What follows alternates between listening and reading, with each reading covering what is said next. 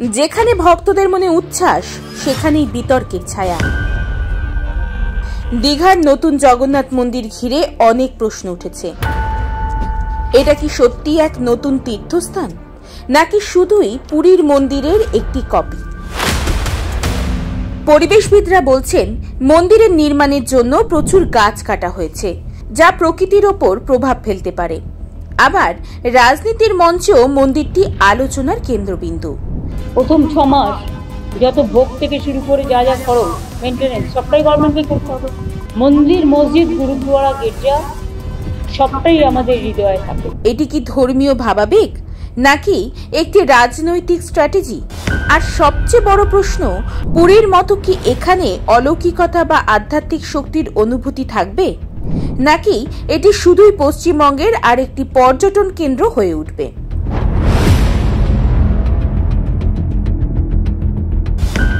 ভারতের অন্যতম পবিত্র স্থান পুরীর জগন্নাথ মন্দির। প্রায় 800 বছর আগে গঙ্গা রাজবংশের রাজা অনন্তদেব বর্মনের আমলে এই মন্দির নির্মিত হয়েছিল।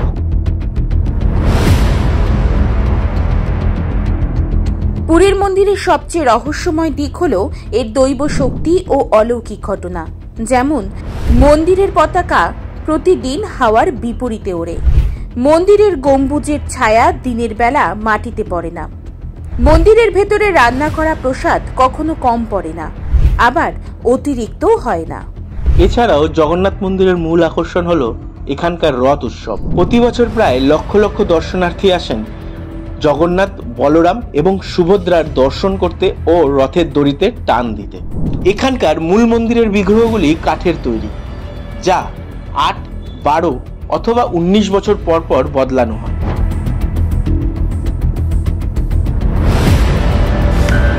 পশ্চিমবঙ্গের অন্যতম পর্যটন কেন্দ্র দীঘা, যেখানে পুরীর আদলে তৈরি হচ্ছে জগন্নাথ ধাম এবং সংস্কৃতি কেন্দ্র। পুরীর জগন্নাথ ধামের সাথে এর অনেক মিল থাকলেও এটি কিন্তু পুরীর মন্দিরের থেকে অনেক অংশেই ভিন্ন। পুরীর মন্দির ঐতিহাসিকভাবে প্রাচীন, যেখানে দীঘার মন্দির একদম নতুন।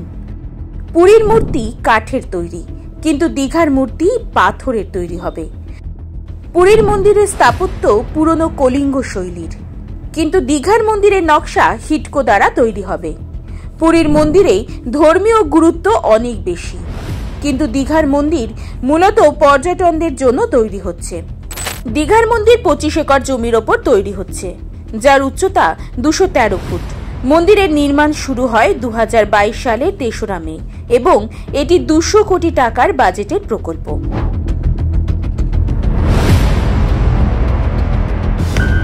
ধর্মীয় ভক্তি নাকি রাজনৈতিক চাল, আধ্যাত্মিকতা নাকি ব্যবসা, দীঘার নতুন জগন্নাথ মন্দিরকে ঘিরে প্রশ্নের শেষ নেই। কেউ বলছেন এটি পুরীর মন্দিরের একটি সস্তা অনুকরণ, আবার কেউ কেউ বলছেন এটি কেবলমাত্রই রাজনৈতিক প্রকল্প। কিছু মানুষের মতে এটি শুধুমাত্র পুরীর মন্দিরের একটি কপি, যার কোনো ধর্মীয় মূল্য নেই। রাজনৈতিক প্রভাব রয়েছে, কারণ এটি রাজ্য সরকারের উদ্যোগে তৈরি হচ্ছে, যেখানে বিরোধীরা বলছে এটি রাজনৈতিক প্রচারের অংশ। সাংবিধানিকভাবে কোন সরকার তার এক্সচেকারের টাকায় কোন পার্টিকুলার ধর্মীয় প্রতিষ্ঠান তৈরি করতে পারে না। মন্দির নির্মাণের জন্য প্রচুর গাছ কাটা হয়েছে, যা পরিবেশের ওপর প্রভাব ফেলেছে। পুরীর মন্দিরের মতো অলৌকিকতা এখানে থাকবে কিনা তা নিয়ে প্রশ্ন তুলেছেন অনেক ভক্ত।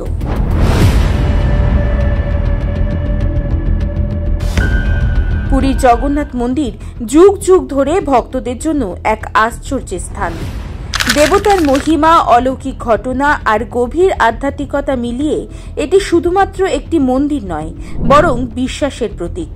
কিন্তু দীঘার নতুন জগন্নাথ মন্দির কি সেই একই অনুভূতি সৃষ্টি করতে পারবে, নাকি এটি শুধুই আরেকটি পর্যটন কেন্দ্র হয়ে উঠবে? 200 কোটি টাকা খরচ করে তৈরি এই বিশাল প্রকল্প কি সত্যি ধর্মীয় ভক্তি বাড়াবে, নাকি শুধুই একটি বাণিজ্যিক উদ্যোগ? পুরীর মতো অলৌকিকতা যদি এখানে না থাকে, তাহলে এই বিনিয়োগের আসল উদ্দেশ্য কি? সকলের মনেই রয়েছে এরকম বিভিন্ন ধরনের কোশ্চেন। তবে যাই হোক, দীঘা বাঙালিদের কাছে একটি ইমোশন। দীঘার এই মন্দির খুব শীঘ্রই সকলের জন্য খুলতে চলেছে। 2025-এর অক্ষয় তৃতীয়ার দিন হবে এই মন্দিরের উন্মোচন। মন্দিরের আশেপাশে তৈরি হচ্ছে আধুনিক রাস্তা, বসার জায়গা, আলো, জল, শৌচালয় ইত্যাদি। এটি দীঘার পর্যটনের নতুন আকর্ষণ হতে চলেছে। পুরীর জগন্নাথ মন্দির এবং দীঘার জগন্নাথ মন্দিরের মধ্যে অনেক পার্থক্য থাকলেও দুটোই হিন্দু ধর্মের জন্য গুরুত্বপূর্ণ। আপনি কি এই মন্দির দেখতে যাবেন? আপনাদের মতামত জানাতে ভুলবেন না। লাইক, কমেন্ট ও শেয়ার করুন। এমনই আরও আকর্ষণীয় ভিডিওর জন্য সাবস্ক্রাইব করুন।